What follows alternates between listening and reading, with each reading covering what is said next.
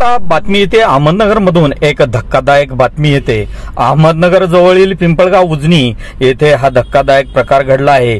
एका अल्पवयीन विद्यार्थिनीचे हातपाय व तोंड बांधून तिला शाळेच्या टेरेसवर नेले आणि त्या अज्ञाताने शाळेच्या टेरेसवर सोडून दिल्याने ही बातमी वाऱ्यासारखी पसरल्याने जिल्हाभरात एकच खळबळ उडाली असून या घटनेमुळे शाळांमध्ये मुली किती सुरक्षित असतात हे देखील चित्र या घटनेमुळे स्पष्ट झाले आहे।